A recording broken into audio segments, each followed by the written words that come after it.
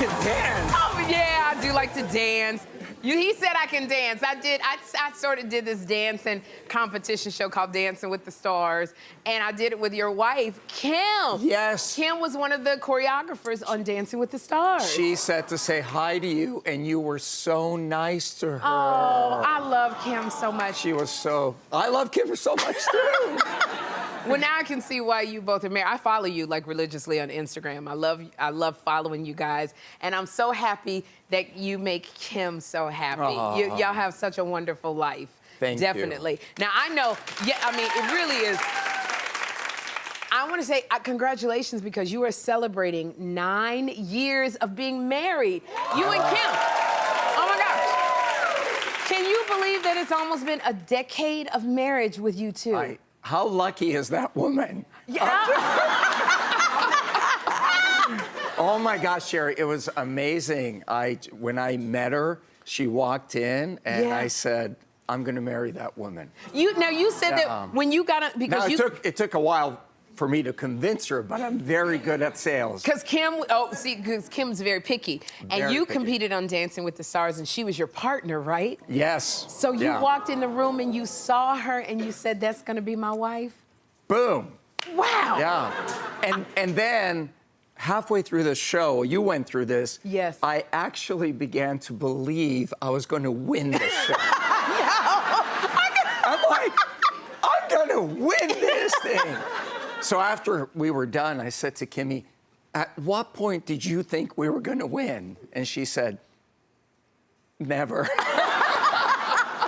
But she built you up and encouraged you. Yes. Oh my gosh, you guys, you live in Australia now. Most of the time, Okay, so but when you were in there, when I was following you, you posted a video of this poisonous spider that was on blocking your mailbox.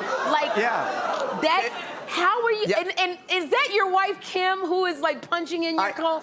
Like, how are you surviving this? That's a huge spider. So I hate to admit this, we come home and that spider is bigger than it looks because the mailbox is huge. It was like that big. Oh my God. It's a huntsman. And my immediate reaction was to scream like a little girl. But we had to push the buttons to get in the gate, so I made Kim do it. Oh my gosh, because Kim is Australian. Because she's Australian. She knows that kind of spider. Of course. So it didn't faze her at all? Not at all. There are more things in Australia that can kill you than anywhere else in the world. So spiders, sharks, snakes, you name it. All right, so that means you're screaming like a girl a lot out there. A lot. Yeah. And I love you guys because, like I said, I follow you, and I remember when Kim was pregnant and you had your twins, Hudson and Haven. And I was just like, this is just perfect for them. Now, Hudson and Haven. Look at them. 7 years old. You know why we call her Haven? Why? Because we had a hard time having kids. Okay. And then when we found out that we're having a little girl, she's just a piece of heaven. We were so blessed to have her.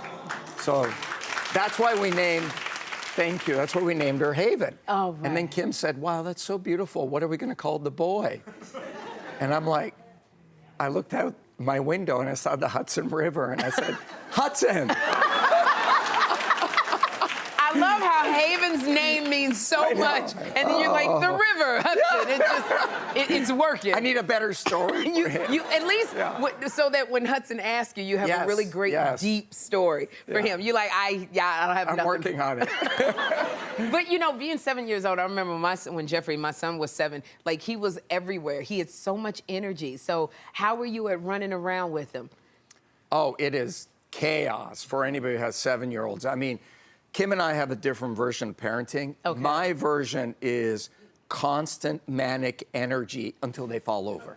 Okay, you want to run them into the ground. I want to run them into the ground because when they wake up, they are go, go, go, as you know. So then, but usually at this age, their energy, it's like they're like the bunny. So who wins that running into the ground? Who ends up like?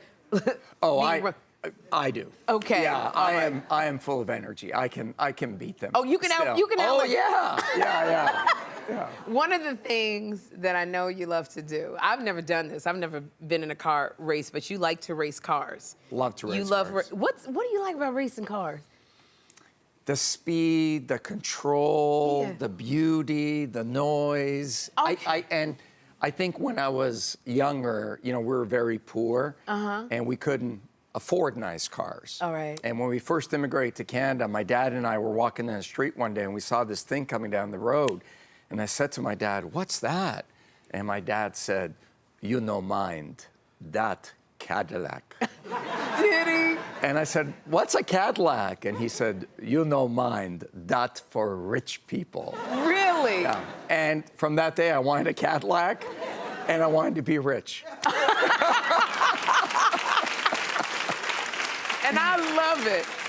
So when you take the kids car racing, do you feel like will they follow in your footsteps, you think? So I didn't have a lot of hope. Okay. And then recently I bought a fancy Rolls-Royce convertible. Okay. As one does, because I'm super fancy. And I put the kids in the back, and my son was like, "Oh, can you put the top up?" And we had this magic moment. We're driving down the road, and I look in the rearview mirror, and Haven has both her hands up with the biggest smile, and I have a tear in my eye underneath those glasses. That is the exact moment she fell in love with cars. Really? So she Yes. might follow in your footsteps? Oh, yeah. Yeah. Okay. That is a car girl. Oh my God! But I love that. I love what your dad said to you, because Jeffrey always thinks that he can do what I do, and I'm gonna say to him, "You know mine. That's for rich people, mommy, not you." Oh my gosh! And I love this because the twins, Haven and Hudson, they were about the same age that you were when you moved from Croatia. So can they understand, Robert, like what life was, because they have a very good life that you've provided for them. Yeah. Do they understand the life that you had before you came Not to really. Canada? And we actually escaped from a communist country. It was called Yugoslavia at the time. My dad was in jail, grabbed my mom and I, we crossed the border to Italy. We came on a boat with one suitcase. Incredible. So I'm trying to explain this to my kids, Yeah. and they can't relate to any of that. So I say to Hudson, let me relate to you this way. Daddy had to go pee in an outhouse. Right. I know what the outhouse is. Yes. Yeah, and so Hudson's like, "What do you mean?" I said, well, there was no plumbing indoor. I had to go outside. And he looks at me for a second, and he goes, "You are so lucky."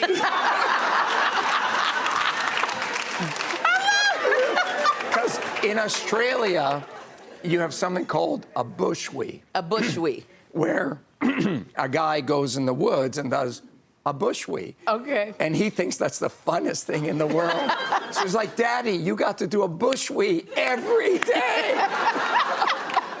I love the way kids think. Now, I love this when you're talking about, coming from Croatia and having to make it, and you worked really hard to make it. And so one of your companies, I know, you sold it for $30 million. $30 million. This is why I love watching you on Shark Tank.